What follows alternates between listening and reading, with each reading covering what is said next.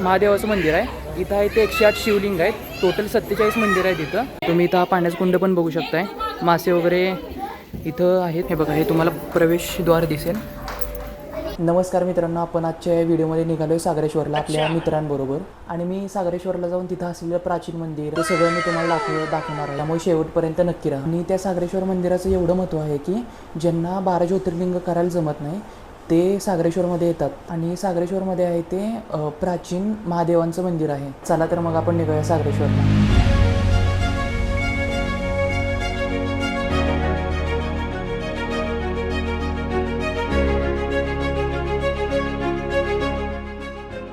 तर मित्रांनो, आपण आज आलो आहे सागरेश्वर मंदिरात.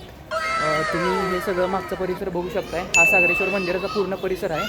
आणि आज बऱ्यापैकी इथं गर्दी पण दिसेल तुम्हाला. लग्न आहे काय आज? हां, आज लग्न आहे.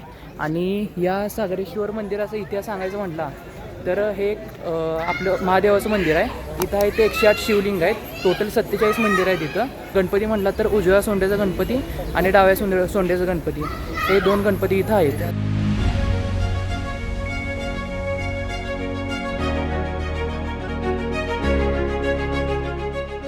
बाकी आपल्याबरोबर तुम्ही परत एकदा बघू शकताय की प्रथमेश आपल्यावर आलेला आहे. तो आपल्या कुंडलच्या डोंगरावर पण जेव्हा आपण गेलो तेव्हा पण आपल्यावर हा ट्रेकिंगला होता. तर तो अनुभव कसा सांगशील परत्या, कसं झाला? तो अविस्मरणीय अनुभव होता. बरं वाटलं पहिल्यांदा म्हणजे बऱ्याच दिवसांनी गेलो त्यामुळं जरा बरं वाटलं, फ्रेश झालो. आणि आता ह्यानं जास्त फोर्स केल्यामुळं आता मी कसं आहे माझी कामं वगैरे सगळी आता बाजूला ठेवून मी आलो ह्याच्यावर वेळ द्यायला. म्हणलं मित्राला कसा वेळ दिला पाहिजे, तो आपल्याला देऊ शकतोय ना. नाही, आणि ते मंदिर पण हे असं खरंच म्हणलं तर बघण्यासारखं हे मंदिर आहे. हे मंदिर म्हणजे असं इतिहास कळलं ना, भरपूर वर्षाचा याला इतिहास आहे मागं. आता कोण इतिहासकार वगैरे शोधला पाहिजे आम्हाला हे करायसाठी. आणि बाकी इथं बघू शकता की छोटे छोटे आपले खेळण्याचे स्टॉल्स वगैरे तुम्हाला इथं किरकोळ गोष्टी इथं मिळू शकतात सगळे. आणि हे तुम्ही बघू शकाल तर हे सगळं इथं मंदिर आहे, सागरेश्वर मंदिर आहे. आणि इथं वरती आहे का नाही ते अभयारण्य पण आहे. इथून हार्डली 1 किलोमीटर असेल का बरं? 1-1.5 किलोमीटर, 1 ते 1.5 किलोमीटर फक्त असेल. तर इथनं वरती आपण अभयारण्यात पण जाणार आहे, पण त्या अगोदर आपण या मंदिरात जाणार आहे. तुम्ही समोर बघू शकताय तर इथं पाण्याचं कुंड पण आहे. इथं पाय हात धुवून आपण सरळ आत मंदिरात जाऊया. चला, हातपाय धुवून आपण जाऊ. तुम्ही इथं पाण्याचं कुंड पण बघू शकताय. मासे वगैरे इथं आहेत, भरपूर आहेत. हे 2 कुंड आहेत बघा पाण्याची. भरपूर गर्दी असते. काय झालं? श्रावणात भरपूर गर्दी असते इथं. श्रावणात भरपूर गर्दी असते. अभिषेक वगैरे घालायचं तेव्हा सकाळी 4-5च्या दरम्यान इथं माणसं आंघोळ वगैरे करून आता अभिषेक करायला जात आहेत. हे तुम्हाला हे मंदिर दिसतंय, हा आहे तो प्रवेश आहे मंदिराचा. हे ते 12 ज्योतिर्लिंग आहेत वरती. सोमनाथ, नागनाथ, वैजनाथ, महाकालेश्वर हे सगळे आहेत ते 12 ज्योतिर्लिंग आहेत इथं. हे बघा, हा आहे तो मुख्य प्रवेशद्वार आहे मंदिराचा. आता इथे गर्भगृह आहे, तिथं आत शिवलिंगाची पिंड आहे. तर आपल्याबरोबर अजून 2 मित्र पण आहेत. तर यांची आपण तुम्हाला ओळख करून देऊ. तर जरा सांगा. हा येतो आपला आदित्य पाटील आहे आणि हा येतो प्रदीप पाटील आहे. दोघं भाऊ, 2 भाई 2 तबाई. हे ॲक्च्युली कुंडलगावचेच आहेत तिघं पण. आणि मी फक्त एकटा पोलीस आहे. तर आपण आता दर्शन घ्यायला आज जाऊया. हे तुम्ही इथं बघू शकताय की हे प्रवेशद्वार आहे इथं. आणि समोर ते दिसतंय ती शिवलिंगाची पिंड आहेत गर्भगृहात. हे बघा, हे तुम्हाला प्रवेशद्वार दिसेल. आहे तो सभा मंडप आहे वरती. हे बघा, हा सगळा दिसेल ते.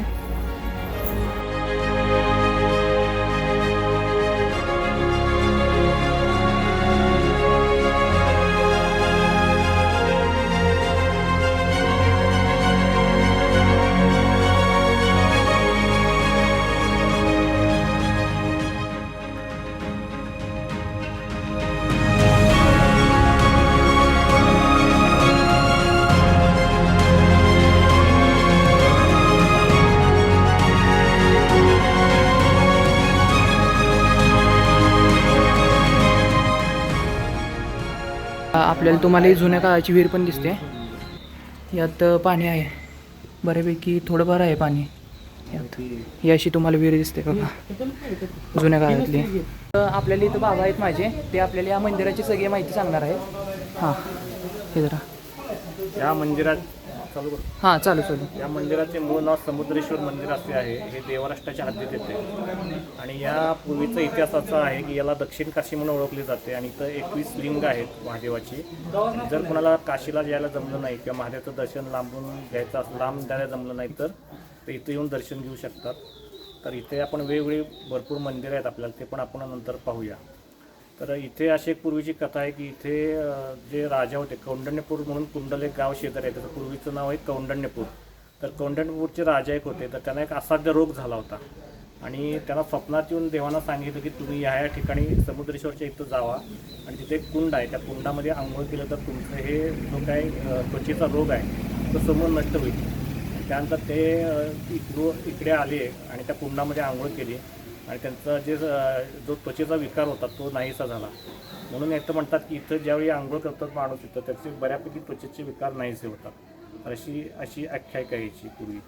आणि इथं तुम्ही आतमध्ये मंदिर पाहू शकता. याची भव्य पिंड आहे आणि त्याच्या खाली जर तुम्ही त्या पिंडीला कान लावले तर समुद्राचा खळखळ असा आवाज येतो. म्हणजे पूर्वी कदाचित इथं समुद्र असण्याची शक्यता असं वर्तवलं जात आहे.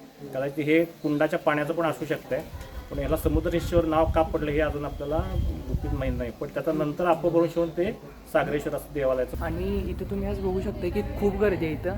नेहमी एवढी नसते गर्दी, पण आज भरपूरच गर्दी आहे जरा, त्यामुळं थोडंसं शूट करायला अवघड चाललं आहे. इथून एक वरती रस्ता आहे, हे पण आहे ते महादेवाचंच मंदिर आहे. टोटल इथं आहे ते 47 मंदिर आहेत. आता अजून आपल्याला इथनं या मंदिरातून वरती पण जायचं आहे, जे की अभयारण्य आहे.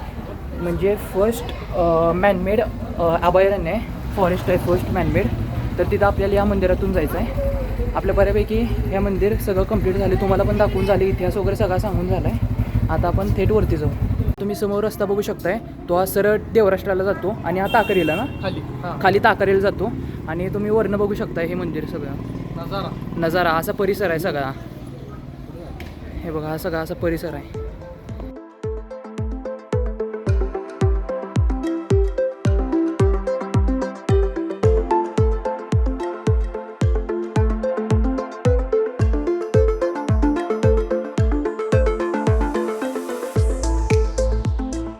हा तुम्ही रस्ता बघू शकताय, हा असाच पुढं देवराष्ट्राला रस्ता गेला आहे. आणि इथं हे सगळे शंकराचीच मंदिर आहेत. म्हणजे ज्यांना कुणाला 12 ज्योतिर्लिंग करायला जमत नाही तर त्यांनी इथं आलं तरी चालते, तेवढंच पुण्य तुम्हाला इथं आले की लागतं. आणि प्लीज एक सबस्क्राईब केलं तरी पण एक पुण्य लागतं, त्यामुळे चॅनलला प्लीज सबस्क्राईब करा एक. आणि हे पण तुम्हाला दिसतंय, हे अंबाबाई मंदिर आहे. हे बघा, हे आहे ते अंबाबाई मंदिर आहे सगळं.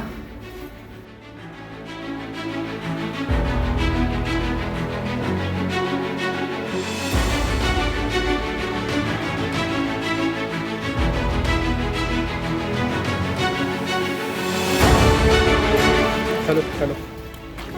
तर आता आपण सागरेश्वर सगळं आता आपण फिरून बघितलं आहे, सगळी माहिती तुम्हाला सांगितलेली आहे. आता आपण वर जाऊन लिंगेश्वर अभयारण्यात जायचं आहे आणि तिथं वेगवेगळी ठिकाणं जाऊन आपण बघायची आहे ती. मग आता आपण थोड्याच वेळात आता निघणार आहोत इथून आणि आपण जाणार आहे डायरेक्ट वरती लिंगेश्वर अभयारण्यात. सो तोपर्यंत थोडा ब्रेक घेऊया. धन्यवाद. हे बघा, हे तुम्ही बघितलं तर हे वीरभद्रेश्वरचं मंदिर आहे. सगळे मी तुम्हाला म्हटलं का नाही, इथं सगळे आहेत ते महादेवाचे मंदिर आहेत. हे तुम्हाला समोर दिसते ते श्री काशी विश्वेश्वराचं मंदिर आहे आणि हे दिसतंय ते श्री सोमेश्वरांचं मंदिर आहे. हे सगळे इथं जेवढे इथं मंदिर दिसतात आपल्याला या इलाक्यात, तेवढे सगळे महादेवांची मंदिर आहेत.